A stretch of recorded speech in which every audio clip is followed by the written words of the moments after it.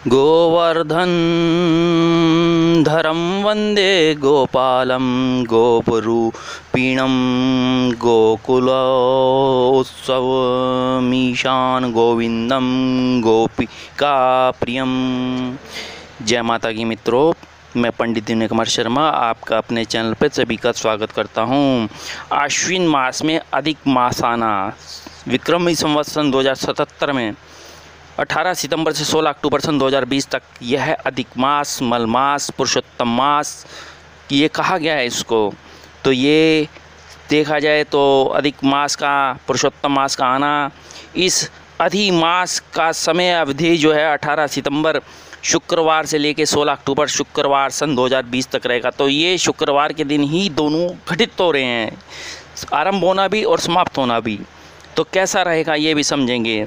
अधिक मास में यदि देखा जाए तो अधिष्ठात्र देव ज्योतिष शास्त्र में माना गया है, और देखा जाए तो आचार्य चंडेश्वर के अनुसार 2 अमावस्याओं के भीतर सूर्य की संक्रांति ना होने से उक्त मास को हम मल मास कहते हैं, और इस मल मास में समस्त शुभ काम वर्जित हैं, ये अच्छे नहीं माने गए हैं। लोक व्यवहार में संक्रांति रहित मास को अधिक मास के अतिरिक्त अधि मास और मल मास वे अत्यधिक विश्व में अत्यंत पुण्यदायी होने के कारण इसे पुरुषोत्तम मास आदि नामों से जाना जाता है।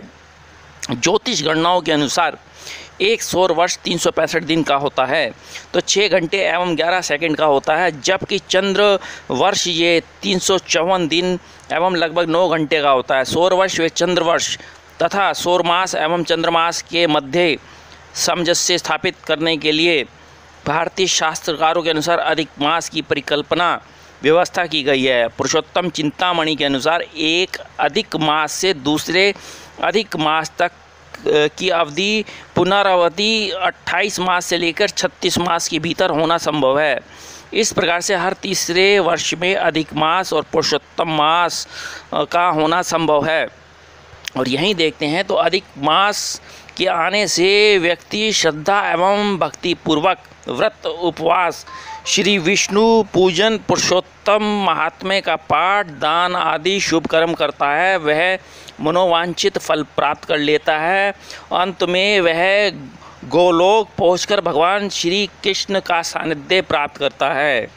तो यहाँ अधिक मास आरंभ होना देखा जाए तो विक्रमी संवत सन 2077 में प्रथम अश्विन शुक्ल प्रतिपदा, तदनुसार 18 सितंबर शुक्रवार से अश्विन अधिक मास प्रारंभ होकर 16 अक्टूबर शुक्रवार तक ये व्याप्त रहेगा। तो यहीं यदि देखा जाए तो अश्विन शुक्ल पक्ष और द्वितीय अश्विन कृष्ण पक्ष दोनों पक्षों के अंतराल में संक्रांति का अभाव होने से अश्विन मास अधिक मास पुरुषोत्तम मास माना गया है। तो ज्योतिष के अनुसार तो यह स्थिति बनी। अब आगे समझते हैं कि कैसा रहता है ये पुरुषोत्तम मास में नित्यक्रम एवं उद्यापन अर्थात पालनीय नियम कौन कौन से हैं। यही पुराणों में अधिक मास में पूजन, व्रत, दान संबंधी विभिन्न प्रकार बतलाए गए हैं।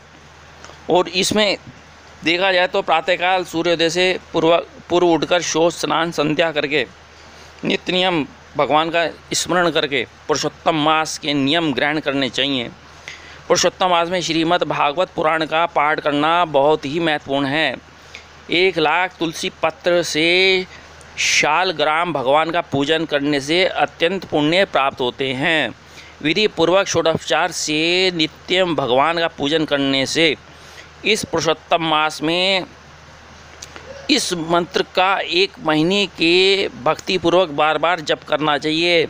गोवर्धन धरम वंदे गोपालम गोपरूपिणम गोकुलोत्सवमीशान गोविंदम गोपिका प्रियम। मंत्र जपते समय जो है नवीन यदि ये आदि मुरलीधर पीत वस्त्रधारी श्री राधिका जी के सहित पुरुषोत्तम भगवान का ध्यान करना चाहिए। और इस दौरान यदि देखा जाए विष्णु सहस्त्रांशु भास्कर के मंत्रों का पाठ, लाल पुष्प सहित इनका पूजन, कृष्ण स्तोत्र का पाठ, कांस्य पात्र में भरे अन्न, फल, वस्त्र आदि का दान, अंतिम दिनों में यदि मिष्ठान, घी, गुड़, अन्न दान ब्राह्मण को करें। घी गेहूँ गुड़ के बनाए 33 पुए यदि आप दान करते हैं तो बहुत अच्छा रहता है, वस्त्र आदि सहित। तो यहाँ ब्राह्मण का दान करते हुए आपने कहना है ओम विष्णु रूपी सहस्रांशो सर्व पाप प्रणाशनः अपूपानः प्रदोनोनीन मम पाप व्यापो हतु। इस प्रकार से आपने इनका पाठ करें, आपके लिए बहुत अच्छा रहेगा। विष्णु स्तोत्र, विष्णु सहस्रनाम, श्री सूक्त, पुरुष सूक्त का पाठ, अधिक मास की समाप्ति होने पर स्नान, जप, पुरुषोत्तम मास का पाठ, गेहूँ गुड़ घृत वस्त्र मिष्ठान केले कुम्हाड़ा ककड़ी मूली वस्तुओं का दान दक्षिणा सहित भगवान को 3 बार अर्घ्य देवें। और यदि देखा जाए तो 33 नामों का जाप करें। किस प्रकार से?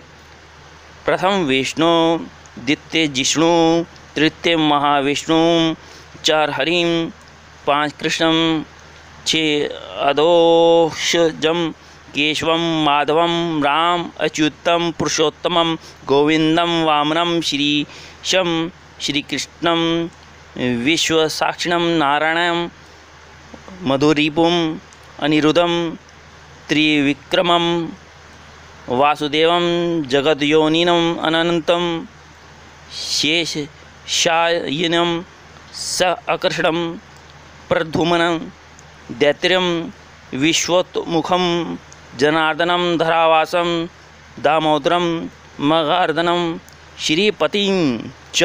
इनका पाठ करना चाहिए आपको।